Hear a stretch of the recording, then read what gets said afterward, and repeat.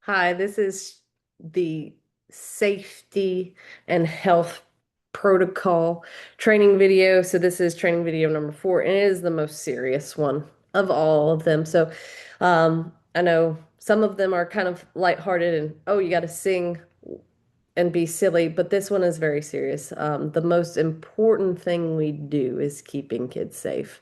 So it's something that I take very seriously. I want our summer camp to be a very, very safe place for kids to have fun and learn about Jesus. So let's talk about how we do that. Okay. So, first of all, we do that by being vigilant. Okay. So I know a lot of times, especially as the summer drags on, it's going to be easy to become complacent. And I need you guys to battle against that. It's not possible for me and Miss Carrington and Miss April to be everywhere with you.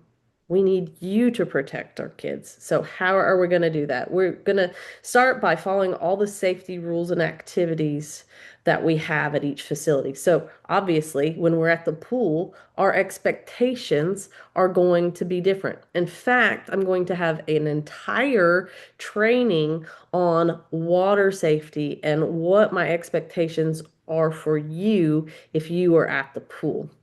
Okay, so you need to keep yourself and campers safe. That includes sunscreen and being hydrated and healthy and following the rules, making sure we are all together. Okay, if at any time you see something that is an unsafe condition at the church, in the forest, or just something that just does not feel right in your gut, like I just do not like how that certain individual acts around this other kid, we need you to report those things immediately so that we can make sure that our campers are safe. So, who do you report to? You will most likely report that to Miss Carrington, Wayne Scott, our program director, or April Wilhoit, our camp safety officer. Okay, so those are the two most regular people that you will report stuff to, especially if a child gets hurt and April's available. We want you to take the child to her. She is a professional EMT and she can bandage and stuff much better than any of us, even if we've had the first aid training. Okay.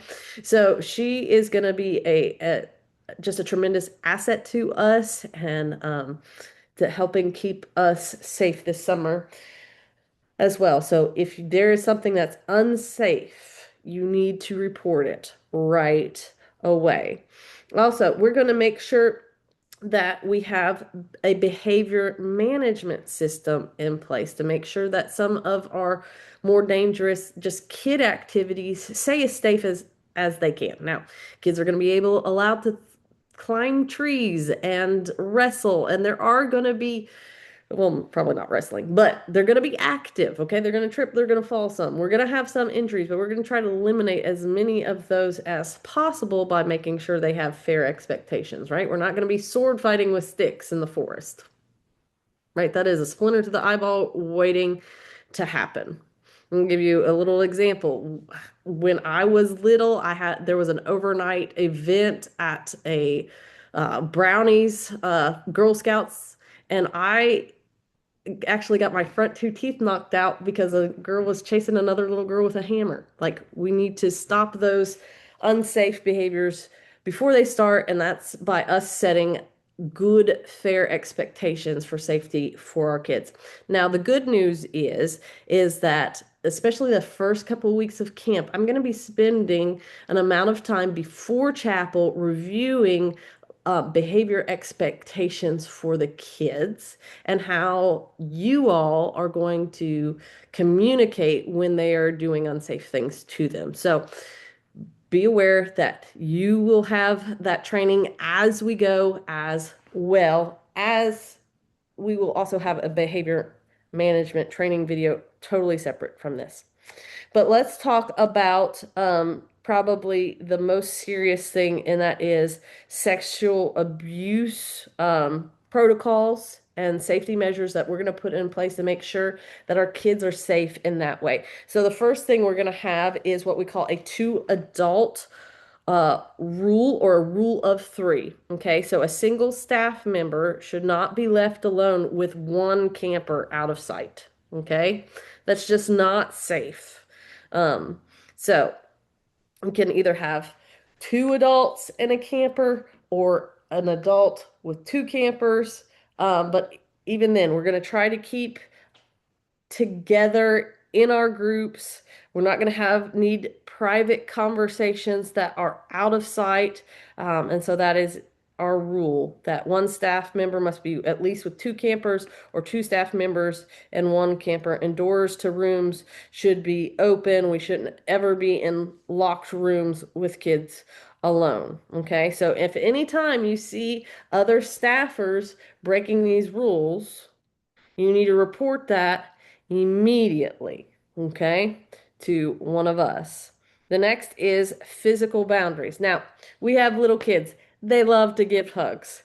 And hugs are great, and I don't want us not to hug our kids, but we need to try to do this as safely as possible. So, what I want you to try to do is side hugs, okay, where we don't have front to front touching, okay? Do a side arm hug or just turn your body to the side if a camper wants a hug.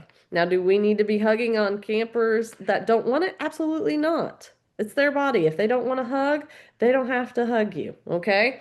So let's try to keep that hugs to the side. It's much better to give high fives or fist bumps. And we're also not going to be tickling our kids, and we're not going to be doing piggyback rides or having them sit in our laps. Okay, they can sit to our sides because that is safer for everyone. All right, so that is physical boundaries. Let's go ahead. A lot of kids are at most danger when they're in one place, and that is in the restroom. Not just in our restrooms, but especially if we're off campus at the pool's restrooms or on a field trip at restrooms. So we want to be extra vigilant with our how we keep kids safe in restrooms. So what we are most likely wanting to do is group restroom breaks. So, especially if you're inside and you're going to be outside for your next rotation, you need to encourage, especially your younger kids, hey, let's do a potty break now before we go out there. I've put in reminders for your transition periods. Like, that's a great place to gather our kids together and do group bathroom visits, is the safest way to do bathroom um, times. So, but staff should check the restrooms first. We have a very safe facility.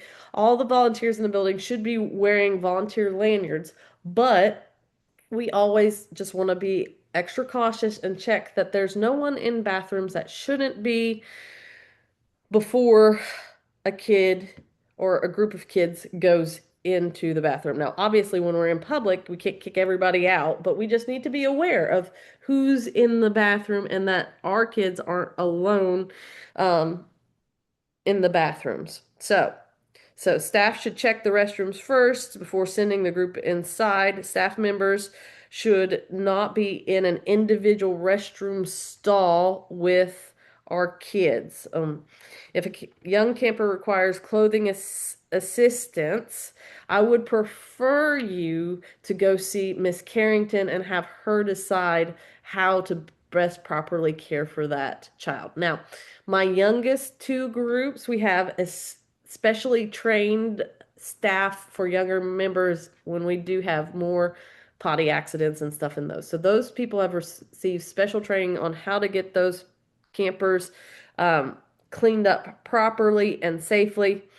If a camper does need to go to the bathroom, I'd still want you to check and make sure that there's no one else in the bathroom with them, right? The two-person rule also applies to kids. We don't need two kids alone in the bathroom, and especially if we have a group of kids in the bathroom without an adult, that usually does not end well for the bathroom. You're going to have people playing in the sinks. You're going to have people putting stuff in the toilet they don't need to. They do not need to be unsupervised in the bathroom. So the best way to do that is groups with you standing out by the sink, but making sure there's no funny business going on in the bathroom when they're there. If a child needs to go to the bathroom by themselves and they are outside, you need to radio in that there is a child or children coming up to use the bathroom, and one of our admin, Miss Carrington, Miss Addie, Miss April, will be up there to help those kids during that time. All right, so let's talk about just supervision with child abuse. So, those of you that are 18 and older, you are going to go through a special, more detailed video sexual abuse training. Those of you that are under 18, I want you to know that the number one abusers of children, unfortunately, are other children. I'll say that again. The number one abusers of children are other children. Oftentimes, these children have been abused by adults and they have been lied to and manipulated to think these are games. And so, it is important that there are adults around the play areas to make sure that our kids are behaving appropriately. So, obviously, we need to keep reminding our kids that it is inappropriate to touch people in bathing suit areas, whether that's a boy or a girl, right? We do not need to be touching private parts. If you see a child touching another child in a private part, that is not a warning type situation. Okay, that is go notify one of those adults in charge. Let's pull the child aside and figure out what's going on there. There might be an abuse going on at the home that we need to report as well. So we need to just be vigilant on those things and be mindful and watching and making sure that our kids are safe. Be aware if two kids keep trying to sneak off to where no one can see them. Okay? That's just usually not a good sign. Okay? Encourage their kids, like, if you can't see me, you can't play there. Okay? If I'm in charge and you can't see me, you can't play there. All right. Um, Also, we've talked about cell phones and other training videos as the number one way that kids start to be groomed for sexual abuse is showing inappropriate material on a cell phone. So we're not going to have our kids out playing games with other kids on their cell phone because we just cannot monitor that. We don't have the ability to do that. So we're not going to allow the campers to be playing on their cell phones or taking pictures of their cell phones. Cyberbullying is a huge thing. We don't want kids having photos that could be altered and posted for bullying purposes. We need to keep our kids safe. All right. If there are any unexplained injuries, that's something to just go ahead and tell Miss April about. Okay.